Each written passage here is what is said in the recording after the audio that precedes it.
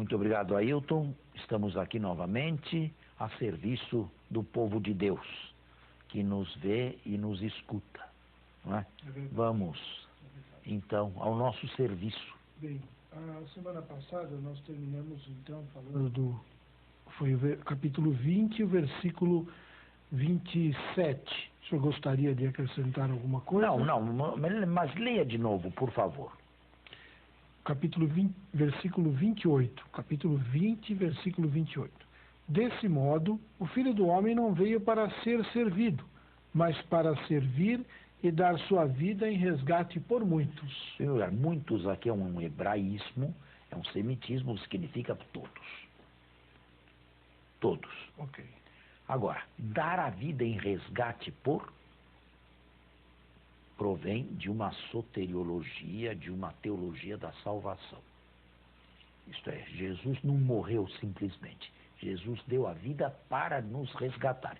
E aí a palavra grega que está por detrás, e é um vocábulo do vocabulário da paixão, um termo técnico da paixão, litrosis, apolitrosis, significa resgate, ou o verbo resgatar.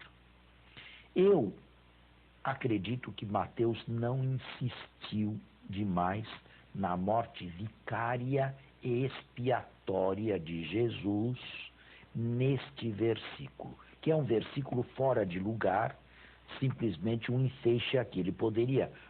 A perícope poderia ter terminado perfeitamente sem esse versículo, mas aqui inserido, acho que Mateus não quis chamar a atenção para outro aspecto, a não ser a radicalidade do serviço de Jesus.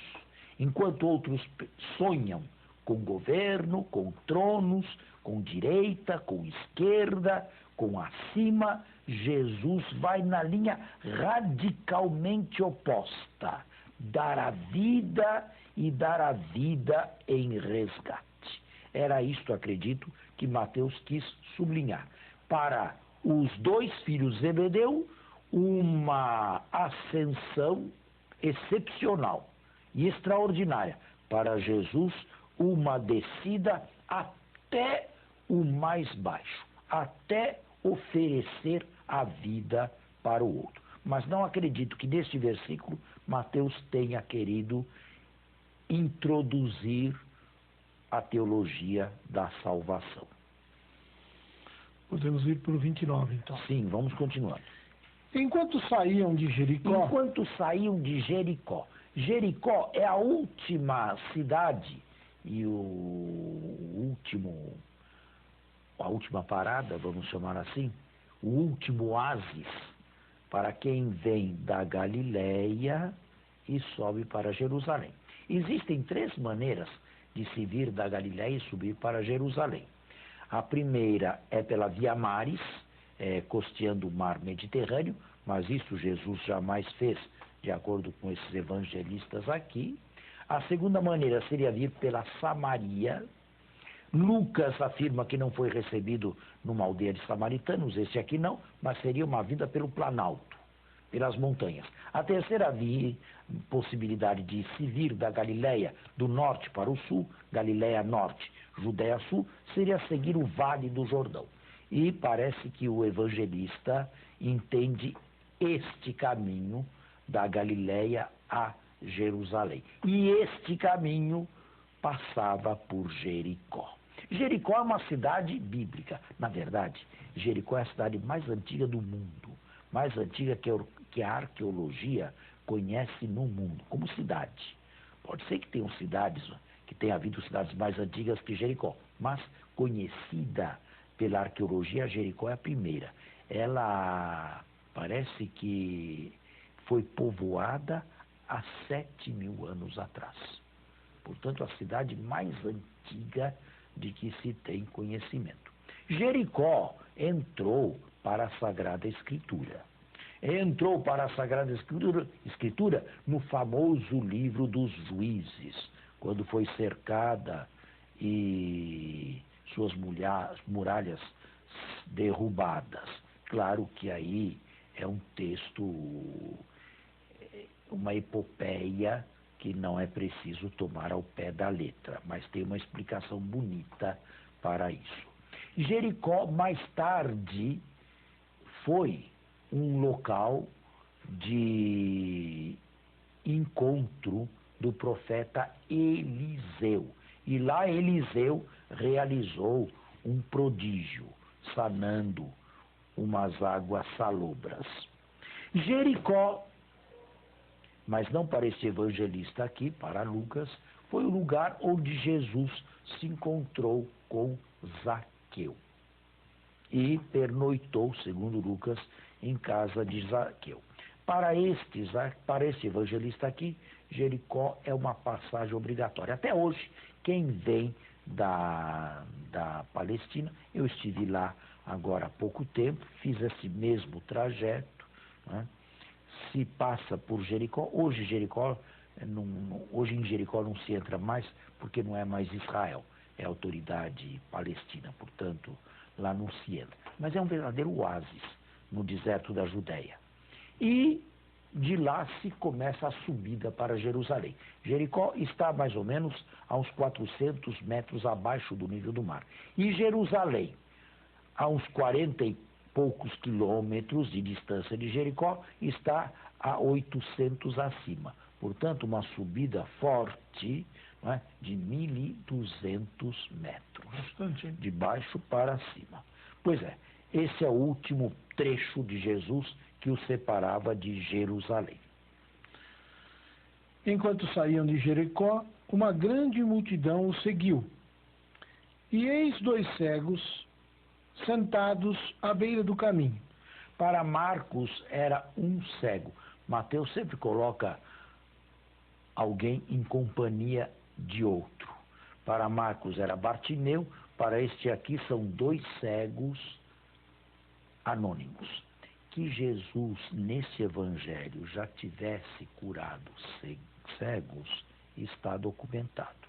Capítulos 8 e 9. É claro que os leitores deste evangelho, os primeiros leitores deste evangelho, podiam associar a imagem de Jesus apresentada no capítulo 4. O que este evangelista afirma no capítulo 4, no início do ministério de Jesus na Galileia? O povo que andava nas trevas e cita Isaías, viu uma grande luz. Para aqueles que habitavam a região da morte, uma luz despontou. Estes leitores de Mateus não eram cegos, eram leitores que enxergavam. E por isso mesmo, já na primeira leitura que fizeram deste texto, iniciaram um movimento de alegorização que vai ser depois seguido muito bem pela igreja patrística e medieval.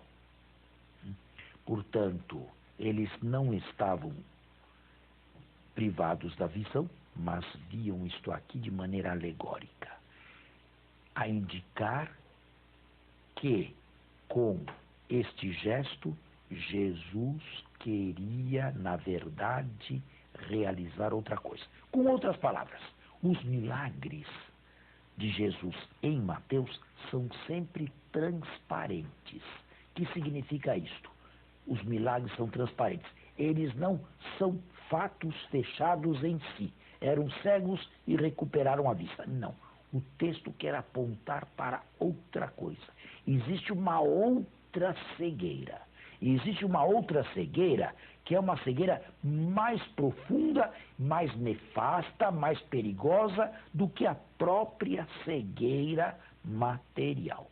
A primeira geração e a segunda geração liam o texto nesse diapasão, nessa visão, nessa hermenêutica. E então se consideravam a si próprios espiritualmente cegos, ou então incapacitados de ver. Sabe, Nós não somos cegos, sob um aspecto, mas sob outro aspecto, o aspecto mais profundo, sim. Por quê? Porque a nossa visão é seletiva, a visão mais interna é seletiva. Nós vemos o que queremos, nós vemos o que nos chama a atenção, nós vemos o que nos atrai, mas normalmente não vemos ou não queremos ver o que não nos chama a atenção, o que não nos atrai, o que não nos deleita, o que não nos traz satisfação. Essas coisas teimamos em não ver. E por isso, num sentido mais profundo, somos esses dois cegos. Foi assim que leram os primeiros cristãos e foi assim que leram os padres. Vamos fazer um intervalo e continuamos. Estamos aqui no segundo momento. Estava falando? Pode. Podemos seguir? Pode. Eu estava explicando sobre os cegos, né? Bom, eu já expliquei como é que a tradição leu esse texto aqui de dois cegos, né? Portanto, se aplicou o texto. E é uma maneira bonita de se aplicar, porque quanto mais se apropria um texto, mais se vivencia o texto. O texto deixa de ser texto e passa a ser algo da vida de cada um. Se eu penso apenas em dois cegos físicos que recuperaram a vista, eu não entro no texto, eu não me aproprio do texto, por um motivo simples, eu não sou cego.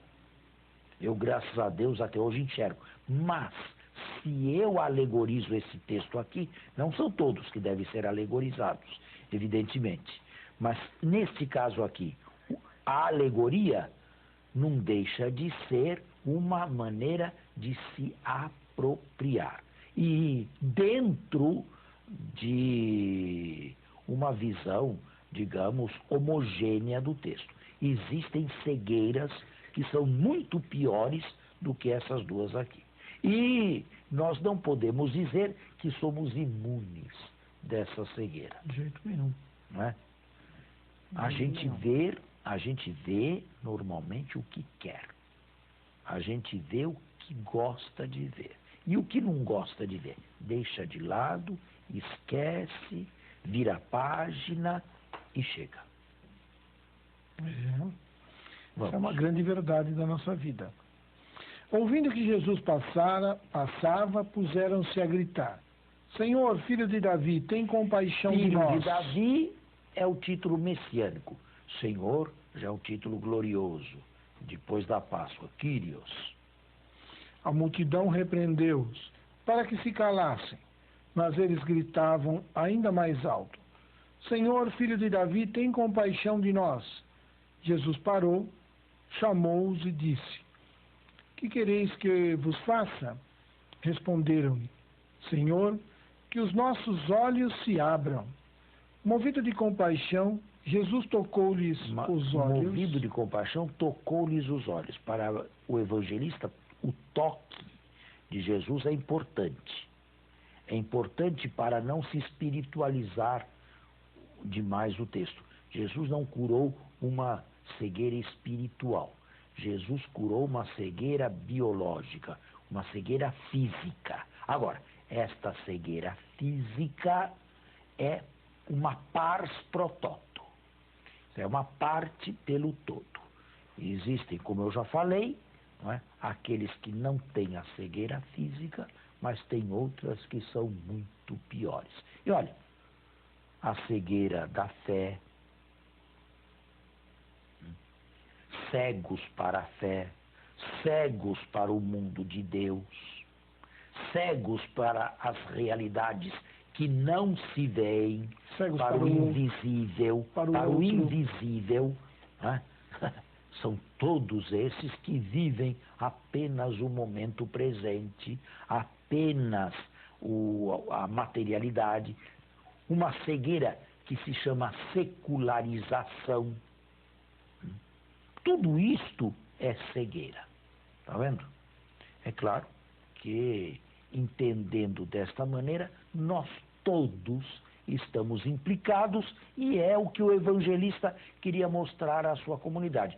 Que eles também, ao menos aqueles que se julgassem cegos em algum setor ou aspecto da vida, gritassem a Jesus com a fé e a confiança destes dois cegos. Senhor, que eu veja.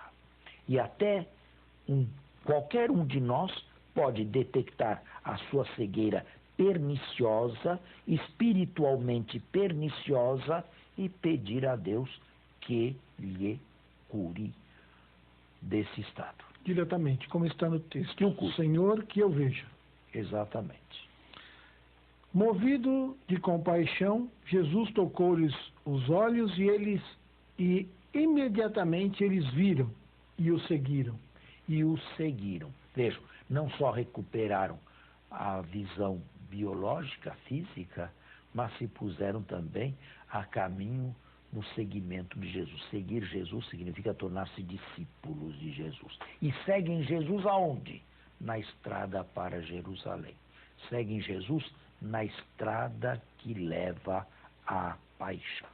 E agora, para o evangelista Mateus, os capítulos 21 a 23 são fortemente polêmicos, tremendamente polêmicos. Jesus entra na cidade de Jerusalém e, sequer chega na cidade, já começa a oposição, já começam as polêmicas. O capítulo 21 trata da entrada de Jesus no templo de Jerusalém. A seguir, contrariamente a Marcos, fala realiza a purificação do templo e vem o episódio simbólico de uma figueira estéril. Eu não quero me adiantar, vamos lendo tranquilamente. Primeiro, a entrada de Jesus, que de Jericó chega a Jerusalém. São os versículos 1 a 11. Bom, este texto, 1 a 11, pode ser estruturado, ele está estruturado e pode ser explicado desta maneira. Em primeiro lugar, Jesus se aproxima da cidade.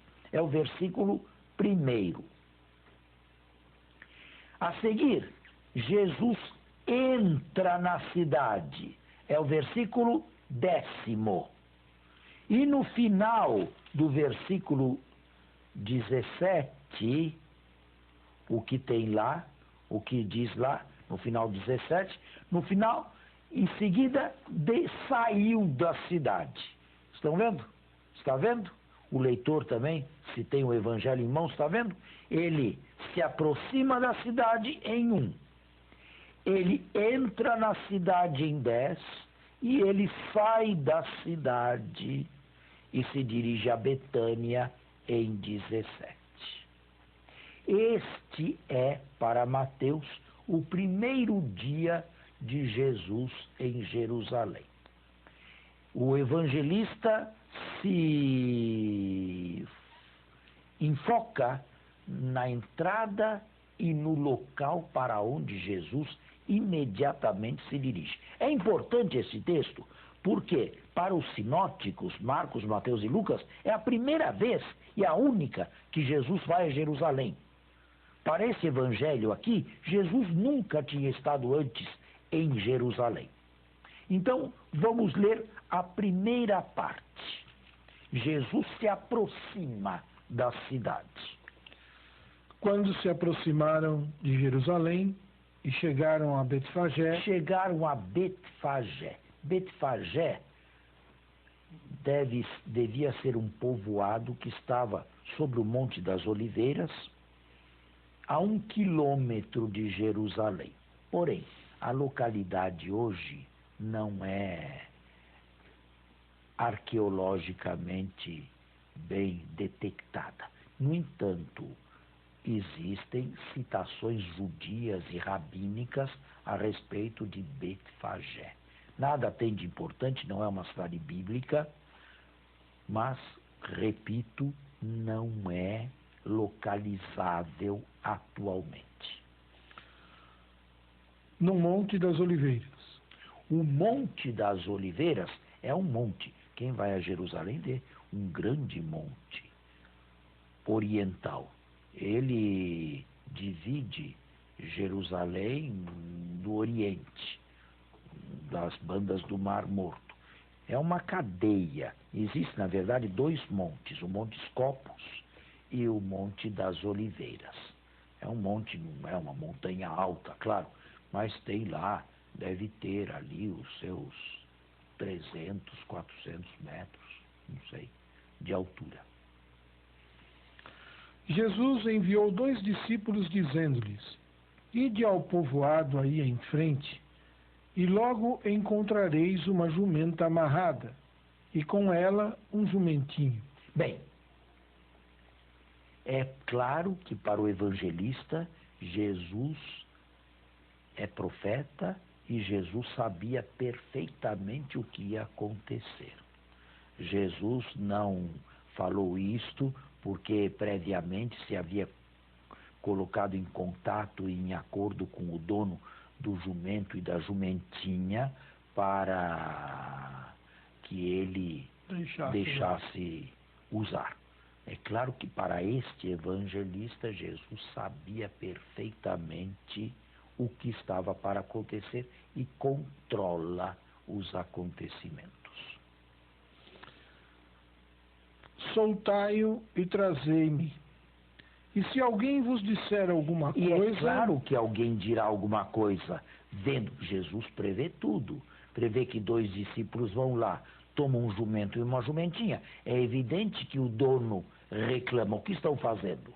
Nesse caso, qual é a resposta? Respondereis que o Senhor está precisando deles. O Senhor, Kyrios, veja como Mateus é irônico e profundo. O Senhor precisa deles. Daqui a poucos capítulos, Jesus será o Senhor do céu e da terra. Todo o poder me foi dado no céu e na terra. Mas agora necessita de um jumentinho e não tem um jumentinho próprio. Vai pedir emprestado de um outro. Mas logo os devolverá. Bom, nós temos que encerrar o nosso programa hoje. Ele sempre se encerra nas partes melhores, né? Pois é. Melhor pois assim. é. Podemos voltar a isso na semana que vem, se Deus quiser.